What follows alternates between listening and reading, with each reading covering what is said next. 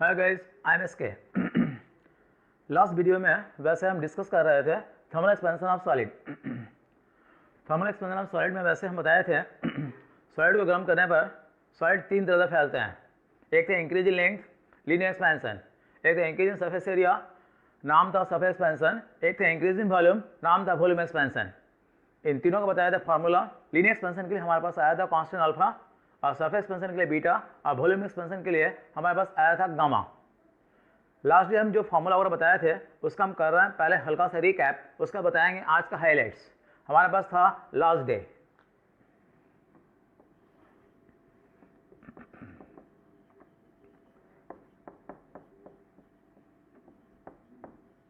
Linear expansion,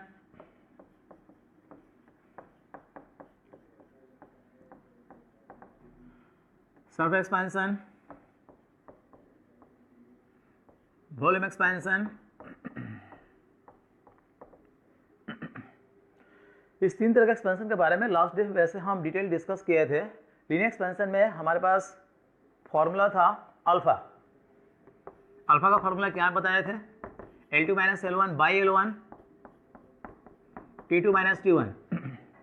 surface expansion के लिए हमारे पास एक्सप्रेशन था एकदम similar, beta H2 minus S1 by S1 T2 minus T1। Volume expansion के लिए कांस्टेंट था gamma, V2 minus V1 by V1 T2 minus T1। तीन तरह का एक्सपेंशन, तीन तरह का कांस्टेंट, तीन का फॉर्मूला एकदम सिमिलर। और इसमें था increase in length L2 minus L1। Formula क्या था? Alpha L1 T2 minus T1।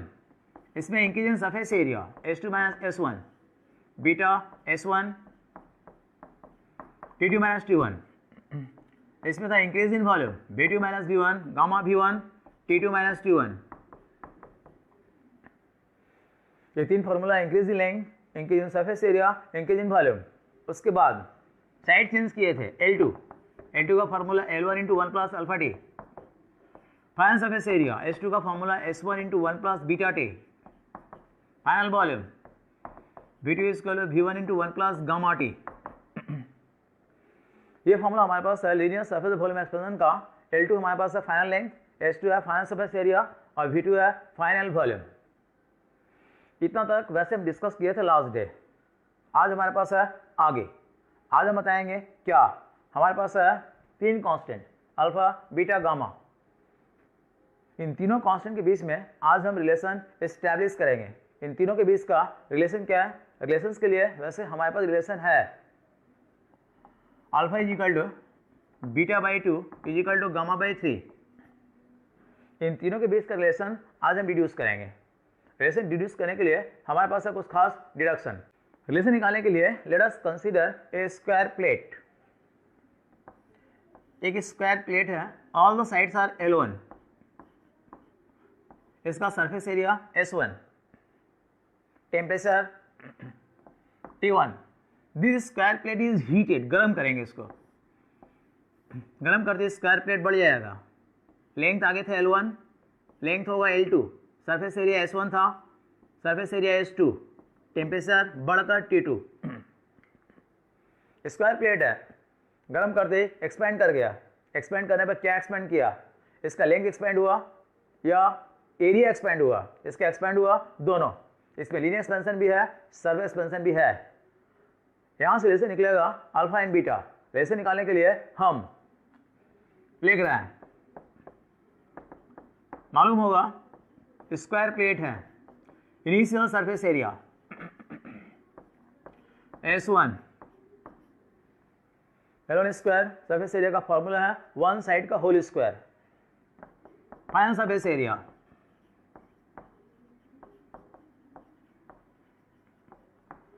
Final surface area S2। इसका सरफेस एरिया कितना होगा? L2 square. Simple formula use किए हैं। उसके बाद we know final surface area का फॉर्मूला क्या है? S1 into 1 plus beta T बताए थे। L2 का formula L1 into 1 plus alpha t का whole square. S1 into 1 plus beta t whole square है L1 square 1 plus alpha T whole square S1 1 plus beta t L1 square यहाँ पर है L1 square किसके बराबर है S1 1 plus alpha T whole square, ये cancel होगा, cancel होने पर ये बचेगा 1 plus beta T 1 plus alpha T whole square. Expand करेंगे a प्लस बी का होल स्क्वायर का फॉर्मूला पर ये होगा 1 plus 2ab 2 alpha T plus alpha square T square 1 1 cancel, beta T is equal to 2 alpha T 1 1 cancel होगा, beta T equal to 2 alpha T. जो last term दिखाई दे रहा alpha square T square neglected, इसको हम बाद दे देंगे। Alpha square T square is neglected being very small.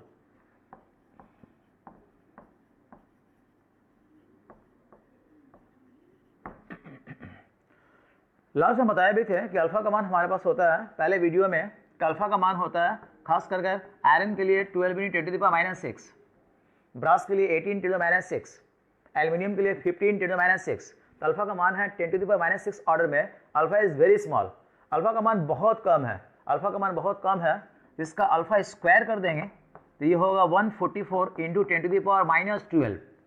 Square कर देने पर और छोटा हो जाएगा, और छोटा होगा तो यहाँ पर जो अल्फा स्क्वायर का टर्म दिखाई दे रहा है ये टर्म बहुत छोटा टर्म है और इतना छोटा है तो इसको हम नेग्लेक्ट कर देंगे। और नेग्लेक्ट करने पर हमारे पास बचेगा beta T equal to 2 alpha T, उसमें टी डी कैंसिल होकर बीटा बराबर 2 alpha, alpha is equal to beta by 2। ये अल्फा बीटा का रिलेशन हुआ डिड्यूस्ड। उसके बाद हम रिलेशन निकालना चाहते हैं अल्फा एंड गामा। अल्फा और गामा के बीच के रिलेशन निकालने के लिए हम स्टार्ट कर रहे हैं। इस बार हमारे पास है cube, we have the cube. Cube means all the sides equal, each side equal to L1। इस क्यूब का वॉल्यूम है V1, temperature T1। This cube is heated, heat करते ही एक्सपेंड कर जाएगा।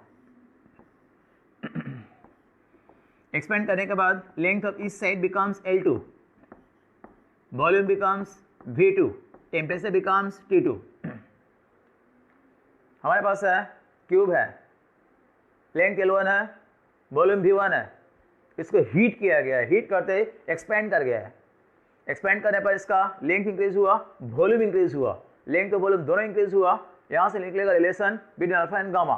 रिलेशन निकालने के लिए हम लिख रहे हैं इनिशियल वॉल्यूम, वॉल्यूम का फॉर्मूला हमारे पास है V1 L1 cube, one side का होल क्यूब फॉर्मूला है। फाइनल वॉल्यूम, फाइनल वॉल्यूम होगा V2 is equal to L2 cube. हम लिख सकते हैं V2 की जगह पर V1 × 1 प्लस गामा टी, बताया था लास्ट डे। L2 का formula L1 × 1 plus alpha t का whole cube, V1 × 1 plus gamma t, ये होगा L1 cube 1 plus alpha T whole cube. फिर से एक बार V1 1 plus gamma t, L1 cube is equal to V1 1 plus alpha T whole cube. V1 cancel होगा, 1 plus gamma t, a plus b whole cube का formula मालूम होगा। इसका formula है a cube plus 3a square b plus 3ab square plus b cube. हम इसको expand कर रहे हैं, एक्सपेंड करने पर ये आएगा a cube plus 3a square b plus 3ab square plus b cube. ये 1 plus alpha T whole cube expand किया गया है। एक्सपेंड करने पर इस तरह का एक्सप्रेशन आएगा, चार टर्म्स। देख लेना इसको सॉल्व कर कर, देखने से गलत लग रहा होगा लेकिन है सही। 1 plus 3 alpha T plus 3 alpha square T square plus alpha cube T cube हमारे पास बहुत ही सिंपल फार्मूला से एक्सपेंड किया गया है। एक्सपेंड करने के बाद 1 cancel, gamma T is equal to 3 alpha T. ये टर्म दिखाई दे रहा अल्फा स्क्वायर का term very small neglected. Alpha cube very very small neglected, ये दोनों टर्म नेग्लेक्ट कर देंगे क्योंकि दोनों का दोनों टर्म बहुत ही छोटा है। नेग्लेक्ट करने पर हमको मिलेगा टी डी कैंसिल होगा, gamma is equal to 3 alpha, alpha is equal to gamma by 3। यहाँ बगल में लिख देना the term 3 alpha square T square and alpha cube T cube is neglected, इसको बाद दिया जा रहा है बीइंग वेरी स्मॉल।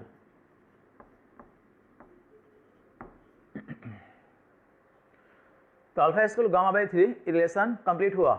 इसका मतलब हम एक साथ लिख सकते हैं alpha is equal to beta by 2 is equal to gamma by 3। This is the final relation between alpha beta and gamma. ये रिलेशंस वैसे न्यूमेरिकल्स बनाते समय हम यूज़ करेंगे, और रिलेशंस कहाँ से आया, ये रिलेशंस का डिडक्शन भी एग्जाम के लिए है इंपॉर्टेंट। उसके बाद नेक्स्ट टॉपिक में हम डिस्कस करना चाहते हैं डेंसिटी। डेंसिटी के बारे में क्या जानते हो? डेंसिटी का बहुत सिंपल डेफिनेशन हमारे पास है, density is equal to mass by volume. हमारे पास एक ब्लॉक है, इस ब्लॉक का टेम्परेचर है T1, वॉल्यूम है V1। इस ब्लॉक का खास डेंसिटी है ρ1। डेंसिटी का सिंबल मालूम होगा, डेंसिटी को हम रिप्रेजेंट करेंगे रो। आफ्टर हीटिंग, हीट करते ही temperature becomes T2, volume V1 से बढ़ जाएगा, वॉल्यूम बिकम्स V2 और डेंसिटी चेंज होगा, ρ2 होगा। हम ये बताना चाहते हैं कि टेम्परेचर बढ़ जाने पर वॉल्यूम बढ़ जाता है, सॉलिड का डेंसिटी क्या होगा। डेंसिटी का सबसे पहले फॉर्मूला क्या है? डेंसिटी का फॉर्मूला है मास by volume. You can see mass of the body always constant. Whenever the body is heated, it just expands in volume. Volume expand करते we have the decrease in density. इसका मतलब किसी भी solid को गर्म करने पर उसका वॉल्यूम बढ़ जाता है और उसका डेंसिटी कम होगा। डेंसिटी कम होगा, कितना कम होगा, उसके लिए हम निकालना है एक रिलेशन। रिलेशन निकालने के लिए हमारे पास है headlines. Variation of density of solid with temperature। Temperature बढ़ाने पर सॉलिड का डेंसिटी कम हो जाता है, कितना कम हो जाता है, हम एक एक्सप्रेशन निकालना चाहते हैं। एक्सप्रेशन निकालने के लिए हम स्टार्ट कर रहे हैं यहां से। सबसे पहले इनिशियल डेंसिटी,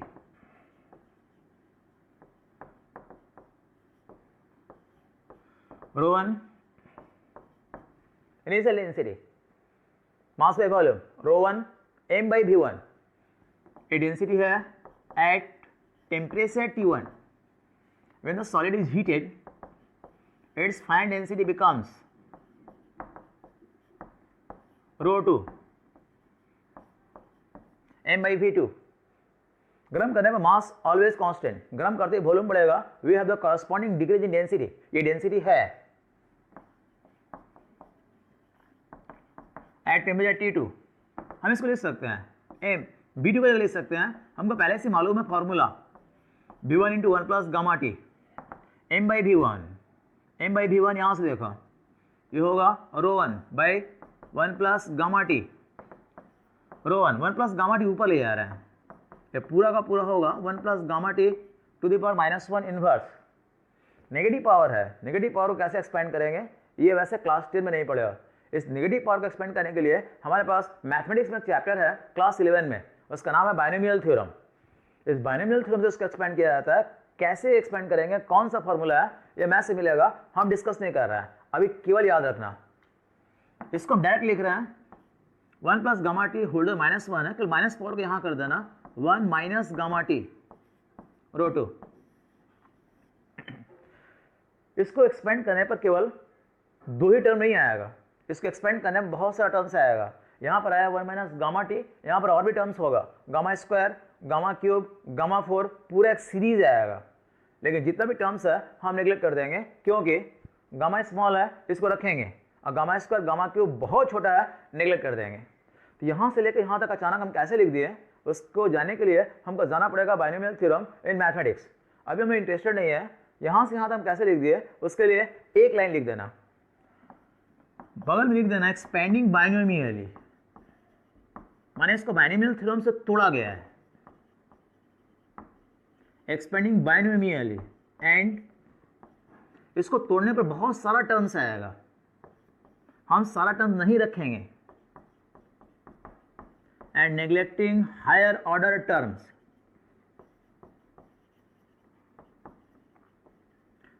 इसमें और भी बहुत सारा टर्म्स आया है, उसको हम बाद दे देंगे। क्यों बाद दे देंगे? Being very small.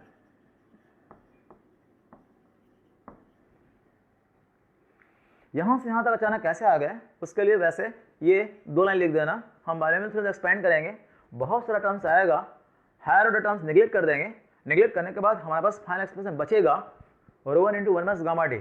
इस फॉर्मूला को देखने से क्या पता चल रहा है? इस फॉर्मूला को देखने से पता चल रहा है कि density of solid decreases with the increase in temperature. आगे डेंसिटी था रो 1, अब डेंसिटी हो गया रो 2, टेम्परेचर बढ़ाने पर सॉलिड का डेंसिटी कम हो गया। कैसे पता चला? 1 माइनस गामा टी। यहाँ से इस तरह भी देख सकते हैं हम, रो 2 इक्वल टू मल्टीप्लाई करो रो 1 माइनस रो 1 गामा टी। इसका मतलब डेंसिटी था रो 1, उसका डेंसिटी हो गया रो 2, गर्म करने पर डेंसिटी कम हुआ। कितना कम हुआ डेंसिटी? रो 1 गामा टी। तो खास बात याद रखना कि whenever the solid is heated it just undergo A decrease in density. गर्म करने पर सॉलिड का डेंसिटी कम हो जाता है। इस रिलेशंस को वैसे हम न्यूमेरिकल सॉल्व करते समय इस्तेमाल करेंगे। उसके बाद नेक्स्ट टॉपिक हम डिस्कस करना चाहते हैं, शायद मालूम होगा,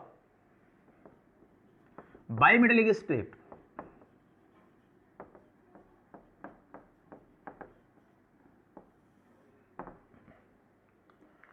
स्ट्रिप का मतलब है थिन प्लेट, पतला मेटल्स का बना हुआ प्लेट है। बाई का मतलब है 2, तो 2 ठो मेटल्स का बना हुआ बहुत ही पतला शीट है, इसका नाम है बाइमेटेलिक स्ट्रिप। ये देखने में कैसा है? वैसे सपोज ये जो प्लेट है, ये एक प्लेट है, दोनों मेटेलिक प्लेट है, दोनों को वेल्डिंग कर देंगे। एक प्लेट है suppose zinc, another plate is suppose copper। 2 metal से मिलकर बना हुआ एक कॉम्बिनेशन है, इसका नाम है बाइमेटेलिक स्ट्रिप। दोनों मेटल्स होना चाहिए अलग अलग, इनको एक साथ ज्वाइन कर देंगे, इसी का नाम है बाइमेटेलिक स्ट्रिप। उसके बाद दिस बाइमेटेलिक स्ट्रिप इज हीटेड, इसको गर्म करेंगे। बाइमेटेलिक स्ट्रिप को गर्म करने पर वैसे देखा गया ये जो बाइमेटेलिक स्ट्रिप है संग संग बेंड कर जाएगा।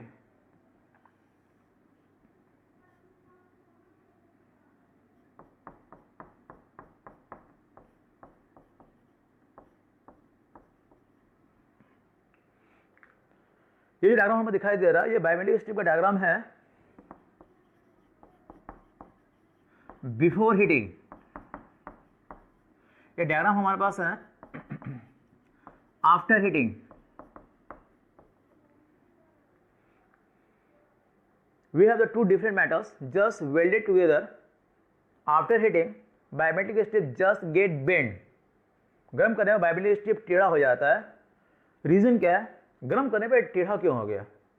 इसका कारण है कि गर्म करने पर कॉपर एक्सपेंड करेगा, गर्म करने पर जिंक एक्सपेंड करेगा, दोनों का एक्सपेंशन अलग अलग है। Copper expends more than that of zinc, copper zinc की तुलना में ज़्यादा फैलता है, और ज़्यादा फैलने पर ये बेंड करेगा। बेंड करने का डायरेक्शन देख लो, ये ऊपर की तरफ बेंड किया है। कॉपर एक्सपेंड्स मोर, जो ज़्यादा एक्सपेंड करता है वो बाहर की तरफ होगा। बाई चांस गर्म करने पर जिंक ज़्यादा फैलता फिर बाइमेटेलिक स्ट्रिप उल्टा बेंड करता। इसका मतलब इसके बेंड होने का मेन कारण है कि दोनों मेटल्स का एक्सपेंशन अलग अलग है। जो मेटल एक्सपेंड करेगा ज़्यादा वो रहेगा बाहर की तरफ, जो एक्सपेंड करेगा कम वो रहेगा अंदर की तरफ। बाहर की तरफ माने जो एक्सपेंड करेगा ज़्यादा वो रहेगा बाहर की तरफ, इसको बोला जाता है कन्वेक्स। और जो कम एक्सपेंड करेगा अंदर की तरफ रहेगा उसको बोला जाता है कॉनकेव। तो बाइमेटेलिक स्ट्रिप गर्म करते ही बेंड कर जाता है क्योंकि different metals undergo different amount of expansion on heating. ये जो बाइमेटेलिक स्ट्रिप गर्म करने पर जो टेढ़ा हो जाता है, इसके टेढ़े हो जाने से हम लोग का लाभ है। क्या लाभ है? इस बाइमेटेलिक स्ट्रिप से बनाया गया थर्मोस्टेट, बाइमेटेलिक स्ट्रिप से बनाया गया थर्मोस्टेट, और थर्मोस्टेट से हमको बहुत लाभ है। थर्मोस्टेट किस काम में आता है? It is used to control temperature in electrical circuit.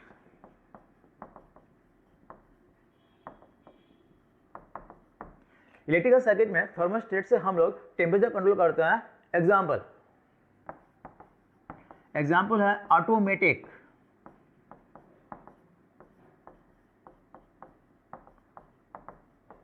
Electric iron, refrigerator,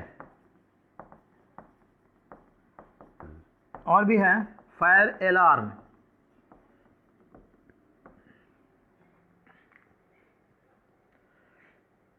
biometric step से हम लोग बनाते हैं थर्मोस्टेट, और थर्मोस्टेट यूज करते हैं automatic electric iron, refrigerator, fire alarm में यूज किया जाता है। ऑटोमेटिक इलेक्ट्रिक आयरन का मतलब क्या है? ऑटोमेटिक इलेक्ट्रिक आयरन का मतलब है when electric iron just excessive heating, बहुत ज़्यादा गर्म होगा तो स्विच अपने आप ऑफ हो जाएगा, ठंडा होने पर स्विच ऑन हो जाता है, फिर गर्म होने पर अपने आप हो जाता है। इसका मतलब ऑटोमेटिक इलेक्ट्रिक आयरन के अंदर कंटिन्यूअस मेक एंड ब्रेक होगा due to rise of fall in temperature. Temperature rise of fall होने पर अचानक मेक एंड ब्रेक होगा, इसी का नाम है ऑटोमेटिक। ऑटोमेटिक इलेक्ट्रिक आयरन के अंदर लगा रहता है थर्मोस्टेट। ये कैसे काम करता है उसको जानने के लिए हमारे पास डायग्राम है। थर्मोस्टेट में हमारे पास सबसे पहले है बायोमेट्रिक स्टेप।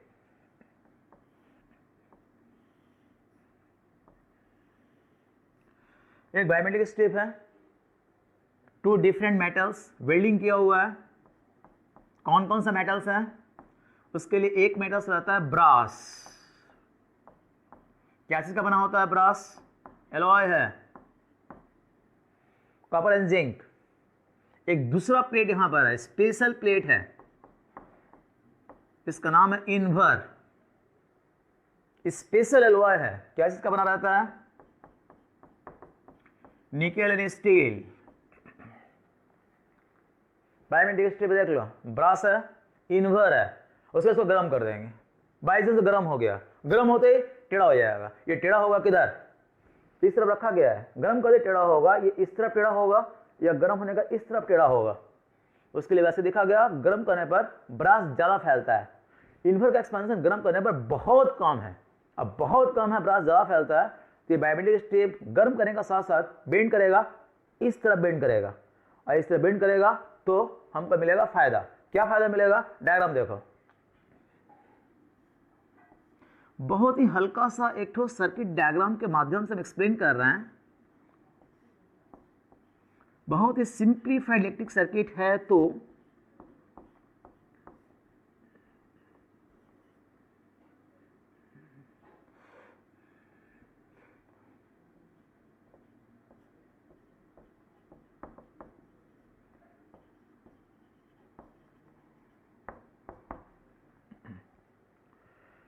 एक बहुत ही सिंप्लीफाइड इलेक्ट्रिकल डायग्राम हमारे पास है। इस इलेक्ट्रिकल डायग्राम में यहाँ पर बायोमेट्रिक स्टेप है, यहाँ पर बैटरी दिया गया है, यहाँ पर स्विच दिया गया है, यहाँ पर हल्का सा कनेक्शन है।